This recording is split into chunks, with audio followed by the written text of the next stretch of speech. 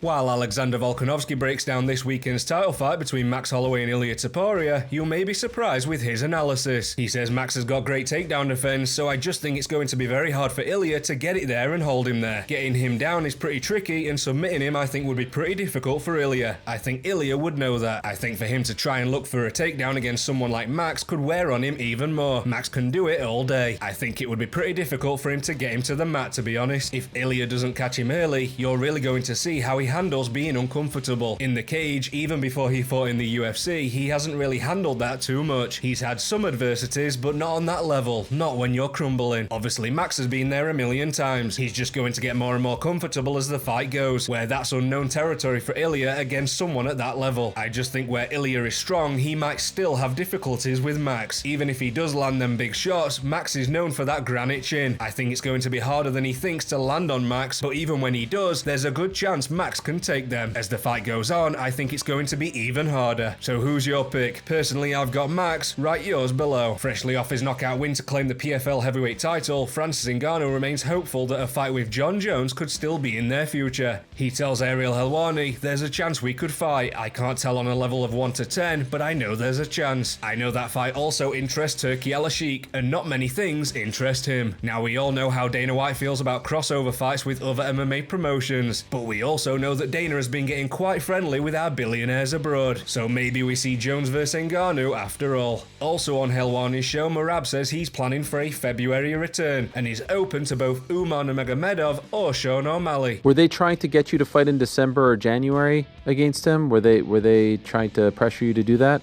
Yes, UFC told me to fight him, and I said I will fight him either January or March, and then that's it. That was it. And now Umar take other fight. So I don't know. It's a New Year and it's a Georgian Christmas, and I need the time. You know, I said February is good for me and March for me. It's like, and then I will go from there. I said I want 3 fights in 2025, and I'm ready. But just to be clear, if they offer you Umar next, you're saying yes, right? You're not ducking him. Yes. You have no problem. No, you will fight him.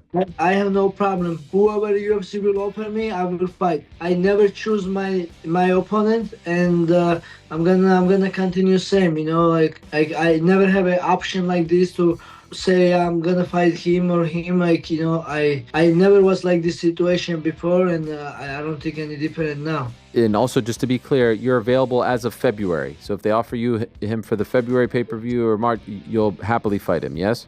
Oh, yes. Okay. This year, Dana White went on record saying he didn't think McGregor would fight this year. But now as we approach the new year, he strongly believes Conor McGregor will fight in 2025. When is he coming back to fight? Is he fighting Dan Hooker? Is he fighting Ilia Topuria? Is he fighting Bilal? He's fighting with everybody right now, but he's not fighting anybody right now.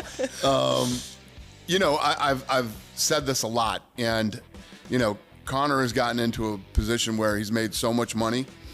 And, you know, he has all these businesses that continue to make him a lot of money. It's tough to get up and fight when you're in the position that he's in.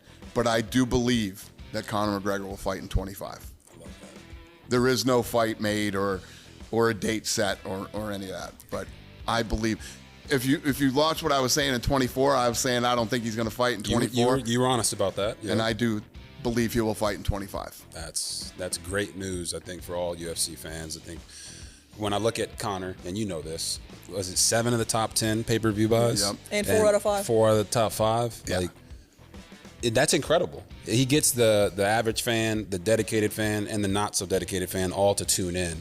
Brendan Schaub fires back at Nate Diaz after Nate insulted Brendan after getting upset discussing his longtime teammate Shane Carwin. The former UFC interim heavyweight champion went public with his health issues earlier this month in a letter of support for a proposed settlement to end the UFC antitrust lawsuit. On his podcast, Brendan Schaub openly wept discussing Carwin's brain trauma, and in typical Nate Diaz fashion, he tweets this. Well, Brendan Schaub didn't like this one bit, and he fires back with this response. I'm 245 pounds. Trained black belt, top 10 UFC heavyweight in the world at one point. At the end of the day, I will twist your fucking neck up. There's many of guys that you fucks with, that I've rolled with. Ask them how it went. Ask them how it went, but that's real. This isn't real. Or if you started coming out getting emotional about your brother's issues with CT and fighting and all this shit, because we know he has his issues, I would support you, even though you've been addicted to me the entire time. That's what men do, bud. I wouldn't bash you. And this whole narrative, your entire narrative, oh, fuck the man. Bud, you've been paid more than 99% of the fighters. Cut the bullshit. You're no different than Kobe Compton, this MAGA shit. You're not fooling anybody. I've seen how the sausage is made.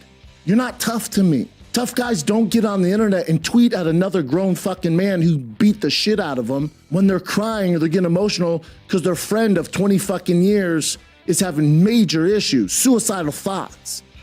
That's pussy. What are you gonna do, Nate? What are you gonna do? Volume punch me, motherfucker? That's what you're gonna do? What are you gonna do? Out grapple me? In what fucking sense? If you fancy yourself, you wanna actually grapple me, I'm not hard to get a hold of. Pull the fuck up. And you can show up with all your boys, do all that stuff. But what a real man will do is pull up one-on-one. I don't have a posse. I don't need one, bud. I'll drop my kid off at fucking practice, roll over, twist your fucking neck off, and then pick him up just in time unscathed with a Diet Coke. And that's how this goes for the rest of your fucking life, bud. Whenever I want. I didn't ask for this. I don't want to do this. Tough's not making fun of somebody because they get emotional about their friend having major fucking side effects for dedicating their lives to MMA. Tough isn't getting on there and tweeting to people to get his fan base to bully him. Cyberbullying. Because no one would ever say anything in person. You, solo, one-on-one, you're not going to do shit. That's the reality. The whole Stockton slab, I will fuck you up. You're a fucking praying mantis barking at a tiger walking through the fucking jungle. Don't make me stop and twist your fucking neck off. I'm sure CGI, Eddie Bravo, 10th Planet shit, Fight Pass, any number of them will make us both an offer to grapple. But I promise you it won't go well for you, buddy. I promise you. Look for your next fight, because this ain't it, bud. This ain't even a fight. I don't even want to fight you. I don't need cameras either. If you want to just do it one-on-one and not make money on it or promote it, I don't give a fuck. Come in here, dude. We can do it on the ground right here. I'll clear this out. I'll tell my boys to get out, no cameras.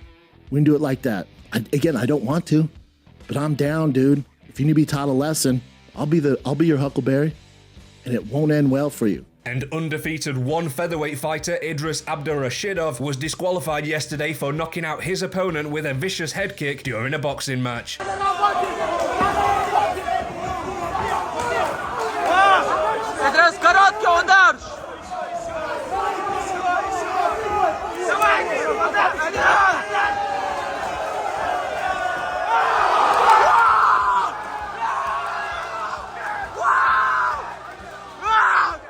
What makes this even worse is the fact that he gloated about the incident afterwards on Instagram. The writing translated to, so he debuted in professional boxing and disqualification for life. That kick with the leg I threw away like a machine gun. And today he posted a picture and a video shaking hands with his opponent after the fight, saying we shook hands between us, everything is fine, we made up.